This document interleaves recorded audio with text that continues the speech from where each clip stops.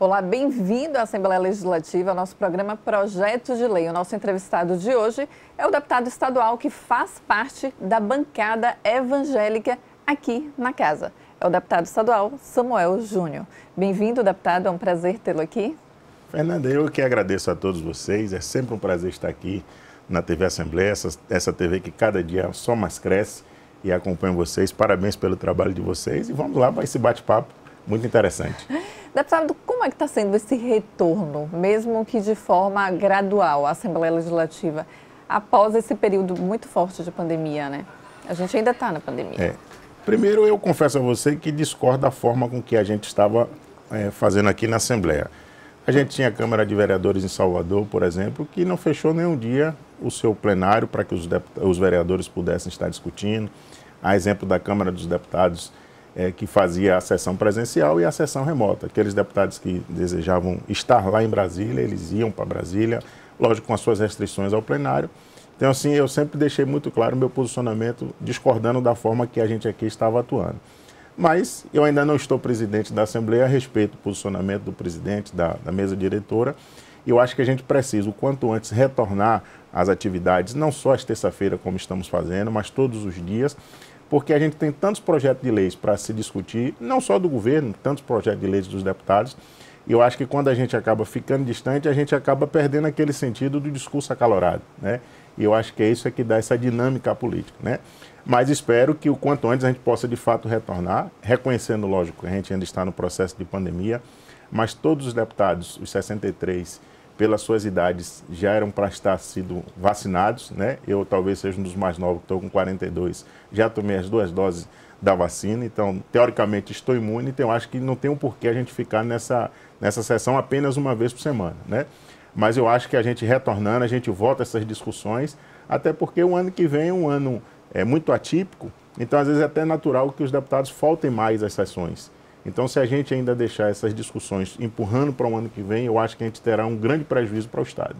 O senhor falou agora há pouco que ainda não está presidente da Assembleia Legislativa. O senhor almeja ser candidato à presidência aqui da casa, porque o senhor colocou o nome do senhor, não foi seu nome? Todo soldado, quando entra no quartel, um dia ele sonha em ser comandante. É lógico que eu sempre digo que as coisas, em especial, eu que creio muito em Deus e a minha vida sempre é pautada na Bíblia, a Bíblia diz que tudo tem um tempo estabelecido por Deus, né? Então, lógico, eu estou deputado, vou colocar meu nome à apreciação no ano que vem e no dia que tiver a oportunidade, sim, de presidir a casa, entendendo que seja o tempo de Deus, é um desejo, sim, no meu coração.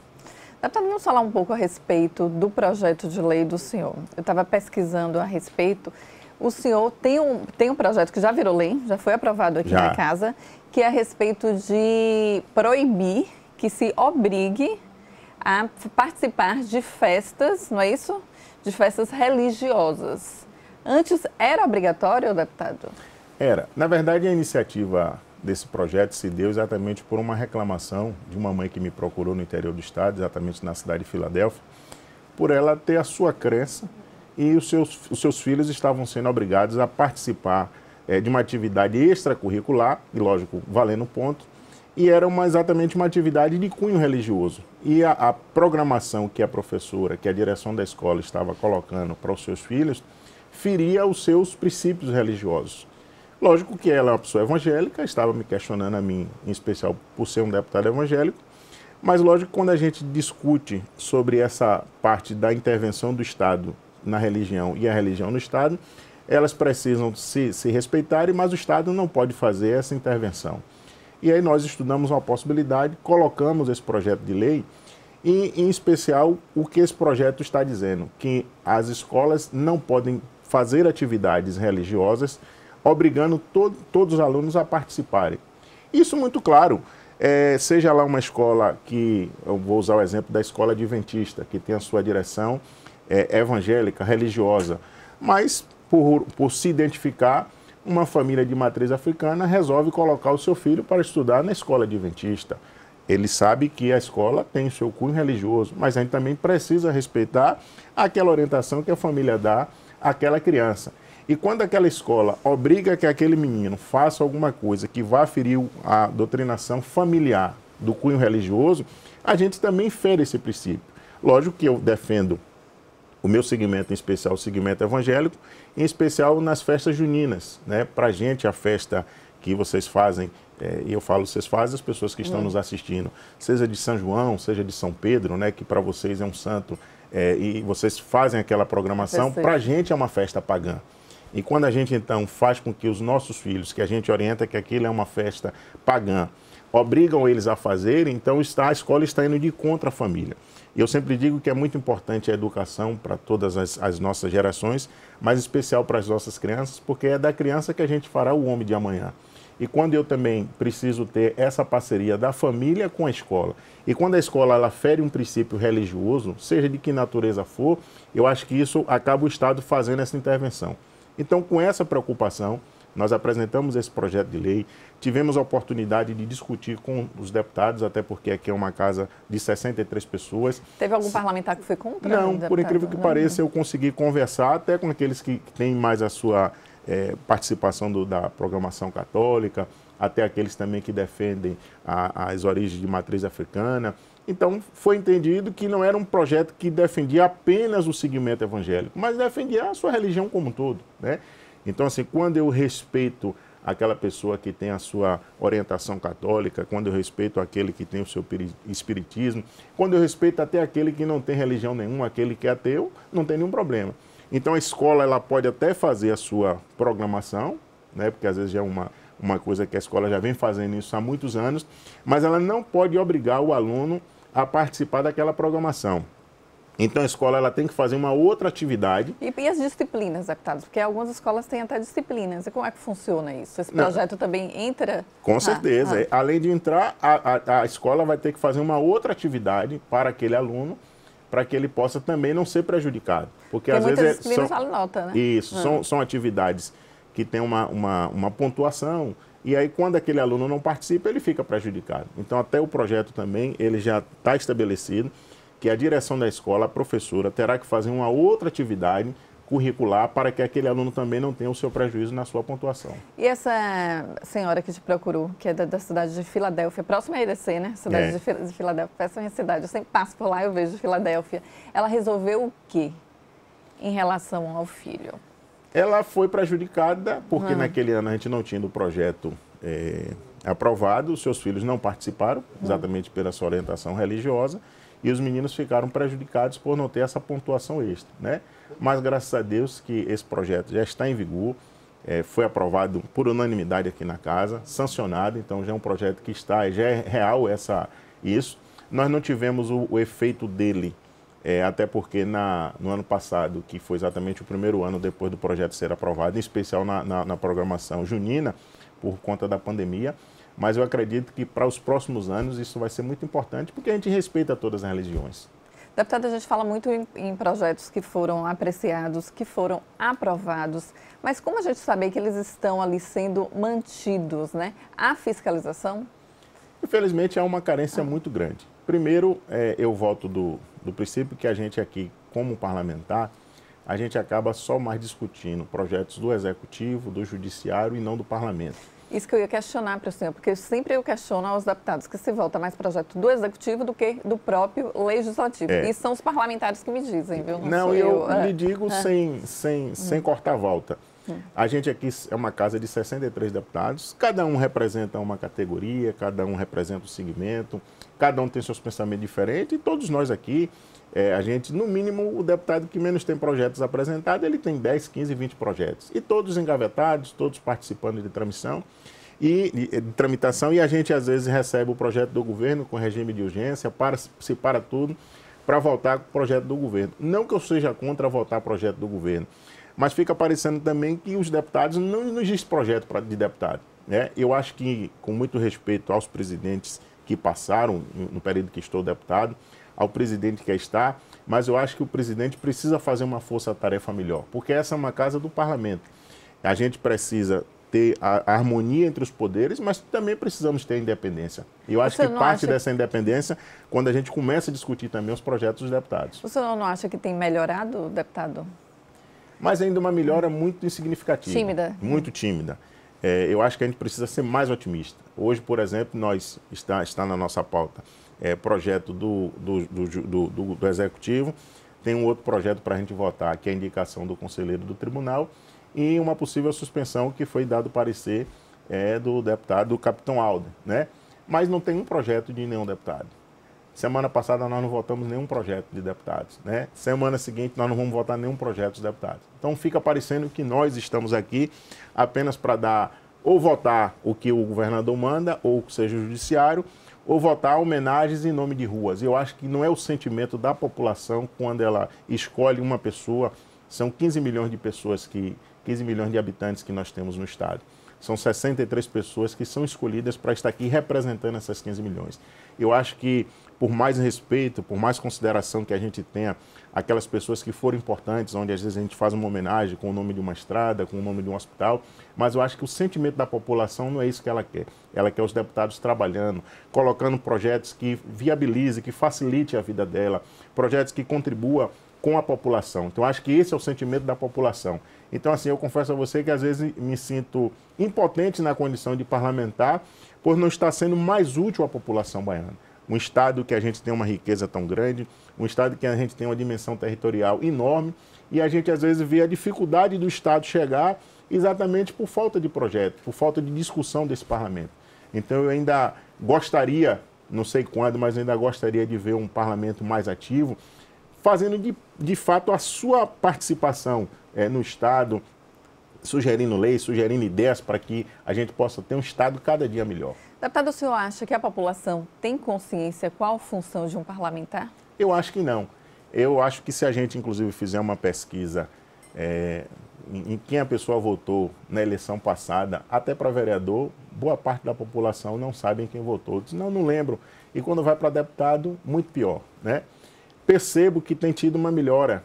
Você percebe que as pessoas têm participado, em especial até no aspecto da Câmara dos Deputados em Brasília, as pessoas têm participado melhor, seja que até pela polarização que o Brasil está se tomando, né? Então tem um lado A, um lado B, então eles acabam acompanhando mais.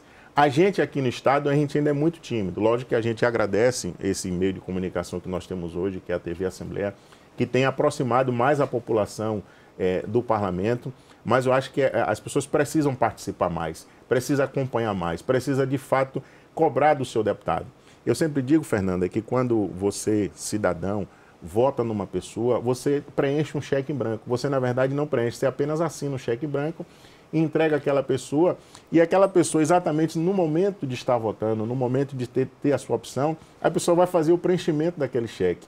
E ele não terá a oportunidade de ligar para você para saber como ele vai preencher aquele cheque. Mas se você, de fato, estiver acompanhando o seu parlamentar, estiver acompanhando a pessoa que você colocou aqui para estar representando, você vai acompanhar exatamente qual é a ação dele, qual é o comportamento dele, em que ele está votando, se aquele projeto... Às vezes a gente vê um deputado votar contra um projeto de um colega, ou às vezes até um projeto do executivo, apenas pelo fato de ele estar na oposição. Ele às vezes não procura saber qual o benefício que aquele projeto trará. Como também, às vezes, nós que estamos na bancada de governo, às vezes a gente acaba votando em algum projeto do governo sem sequer pesquisar se aquele projeto trará algum prejuízo para a população. Então, eu acho que nós, na condição de parlamentares, precisamos estar mais atentos, mas para que a gente também esteja mais atento, a gente precisa dessa cobrança, dessa fiscalização do povo. Deputado, a gente vai para um rápido intervalo e na volta vamos falar a respeito da polarização que o senhor disse, sobre a bancada do governo e também sobre o PDT. Estou aqui às suas deputado? ordens. A gente volta já já.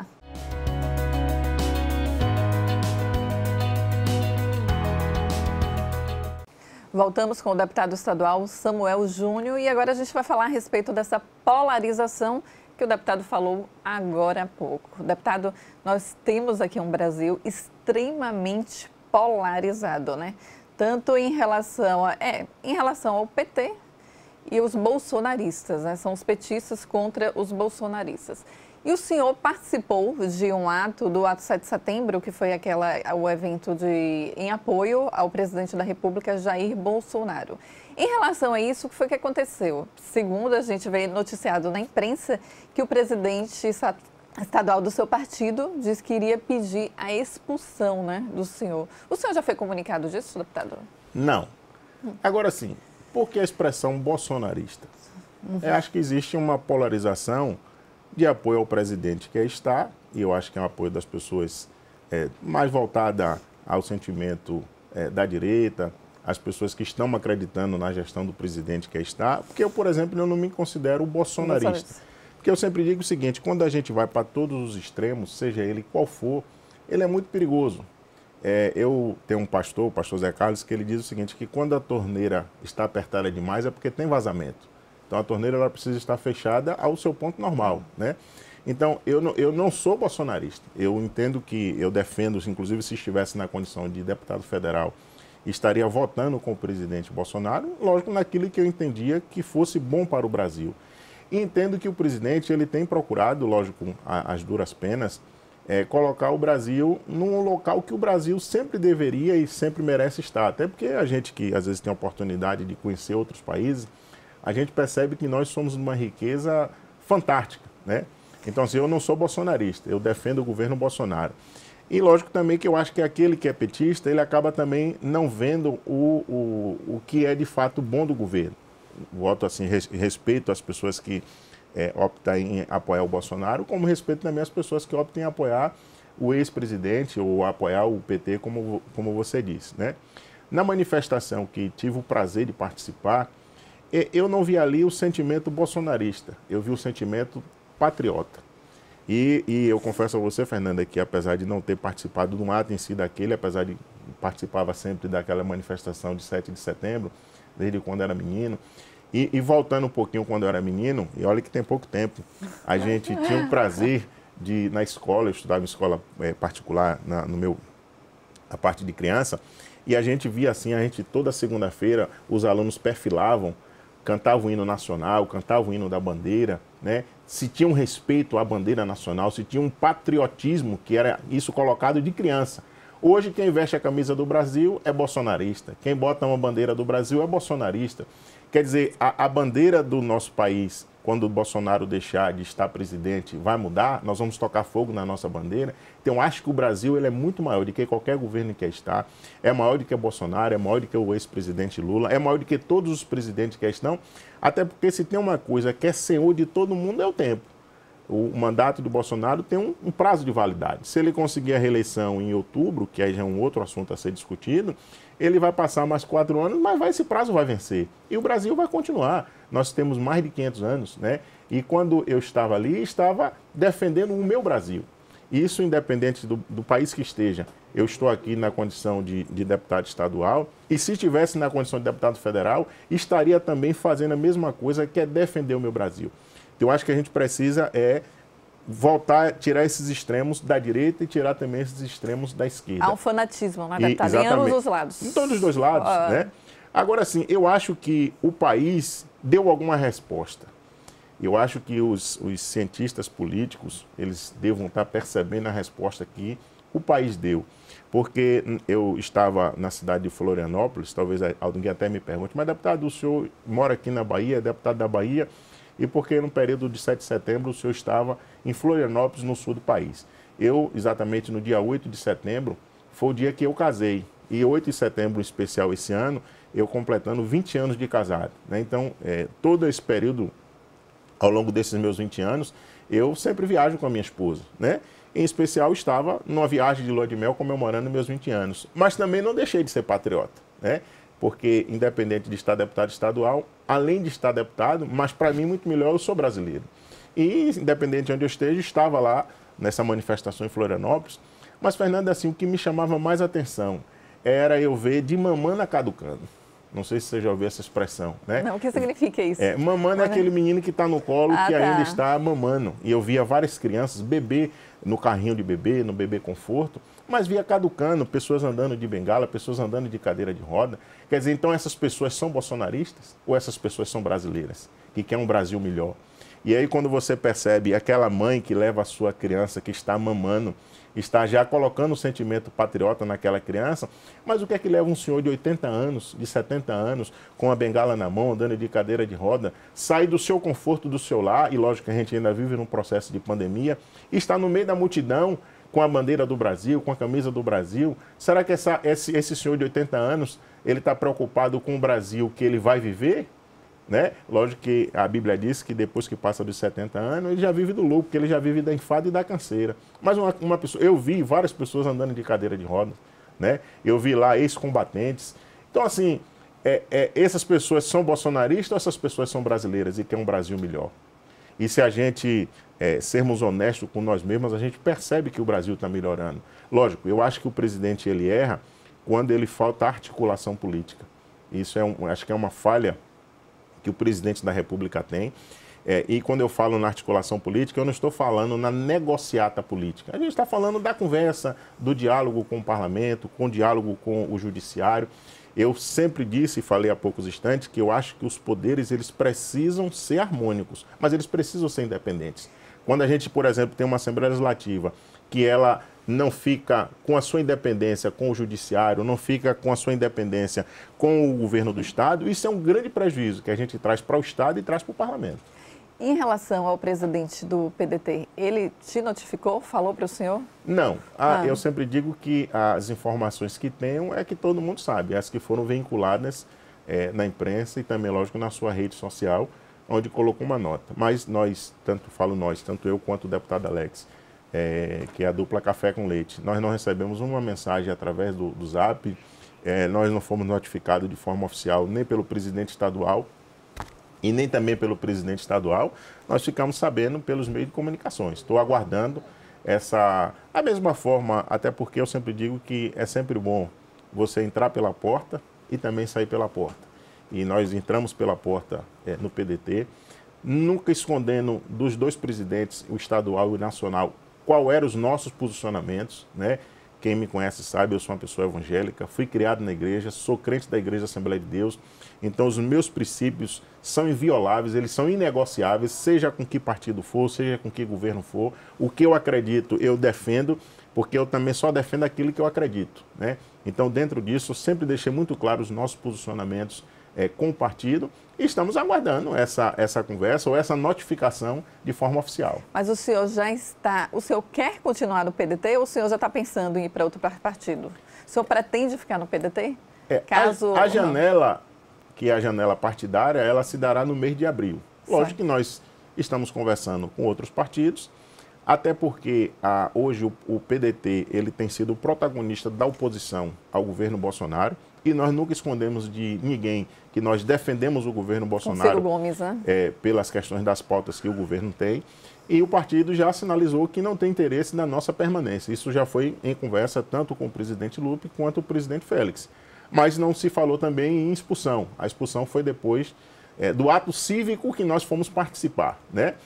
Lógico, se esse ato acontecer da expulsão exatamente nesses momentos, nesses dias, a gente não vai ficar sem partido. A gente vai precisar estar amparado numa agremiação partidária para que a gente continue exercendo a nossa função como parlamentar. E eu volto a dizer, tanto eu quanto o deputado Alex, né? E qual o partido o senhor deseja ir, caso não fique no PDT? O partido que eu também nunca escondi aqui na Assembleia foi o PP, uma relação pessoal que tenho com o presidente estadual, que é o vice-governador do nosso estado, João Leão, com os meus pares aqui na casa, em especial o Nelson Leal, foi presidente, é uma pessoa que a gente sempre teve uma boa relação de amizade. E ontem nós tivemos a oportunidade, de conversar com o João, conversar com o Cacá, colocar os nossos pontos de vista e sempre deixar muito claro, eu sou a favor do Brasil e sou a favor da Bahia. E foi conversado sobre esse assunto, mas vamos aguardar essa notificação, se é que de fato eles vão nos notificar sobre essa questão da nossa exclusão no PDT. Deputado, como o senhor vê o cenário estadual para a política do ano que vem, aqui na Bahia, né? Nós temos, eu sempre digo que nós temos o tripé aqui, que é o PP, PT e PSD. O senhor acha que o PP, já que o senhor pretende ir para o PP, vai continuar da base do governo? Qual a opinião do senhor a respeito disso? É uma avaliação que eu não gostaria de comentar, até porque ainda não estou no PP. No PP. Mas hoje eu vejo o seguinte, eu lhe falei há poucos instantes, quando você me perguntou se eu tinha vontade de ser presidente na Assembleia Legislativa. E eu lhe disse que todo soldado, quando ele entra no quartel, um dia ele sonha em ser comandante. Eu acho que o João Leão é uma pessoa que tem uma grande história política no nosso estado e ninguém está vice-governador, em especial já por dois mandatos, que não sonha em ser governador. e ele vem já os últimos 2 dias fazendo essa declaração que será candidato a governo do Estado, né? Candidatura posta que a gente tem conhecimento é apenas a do ex-prefeito em Salvador, o ACM Neto.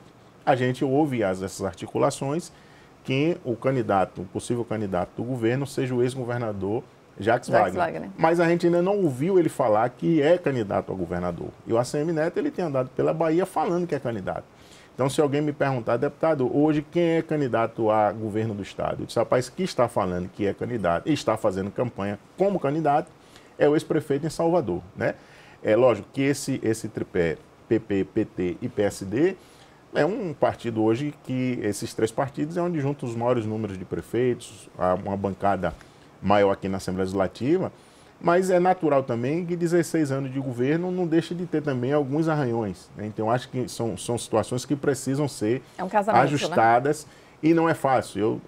São 16 anos essa turma junta, quer dizer, hoje o Leão fala em ser candidato, o Otto, que é uma grande liderança, quando é questionado sobre a eleição de 2022, ele fala que só discutirá sobre a eleição em 2022 no ano que vem, né? Enquanto isso, outros estão fazendo campanha.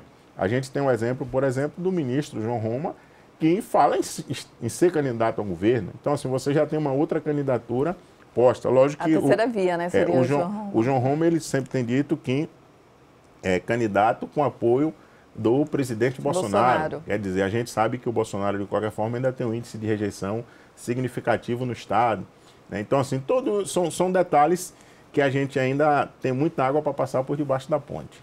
Como o senhor imagina essa chapa em 2022?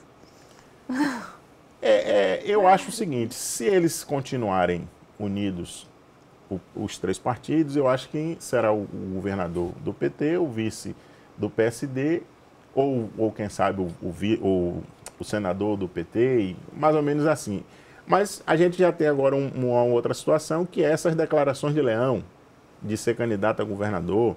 Será que o governador Rui Costa vai abrir mão que o PT tenha um candidato a governo? Então são situações delicadas. O mandato do senador Otto vence o ano que vem. Será que Otto deixará de estar candidato a algum cargo na chapa? Então eu acho que a gente vai ter um bate-chapa. O bom é que eu acho que essas discussões e essa disputa é bom para a Bahia. Quando a gente tem um candidato muito forte, ou o único candidato, eu acho que isso não é bom para o Estado. É bom quando a gente tem essa disputa, porque quando você tem disputa, você tem a oportunidade de se expressar melhor, você tem a oportunidade de pesquisar projetos melhores, você tem a oportunidade de conversar com as lideranças, de propor, não falo de fazer os acordos, mas de propor, de você conversar. E quando você não tem essa disputa, fica muito fácil para todo mundo. Isso em qualquer cenário. Quando você vai para uma eleição municipal, quando você vai para essa eleição estadual, quando você vai para a eleição nacional, quando o deputado também está muito confortável, ele não se preocupa em estar trabalhando, em buscar dias melhores para a sua população. Então, eu acho que a disputa ela é sempre boa. Lógico que a disputa, independente de discordar de posicionamentos, de discordar de pensamentos, eu preciso respeitar o meu opositor. E eu acho que quando a gente não tem esse respeito, quando eu parto para as agressões, eu acho que não é isso que a população quer ouvir, nem o que a população quer assistir. A população quer, sim, debates que tragam melhorias para a população como um todo. Deputado, muito obrigada pela presença do senhor aqui. Infelizmente, o nosso tempo acabou. E eu entrevistei aqui o deputado estadual Samuel Júnior ao vivo. Muito obrigada, deputado. Eu que lhe agradeço, Fernanda, agradeço a direção da TV Alba, e nosso mandato está inteiro à disposição de todos os baianos. A gente fica por aqui. Até o próximo programa.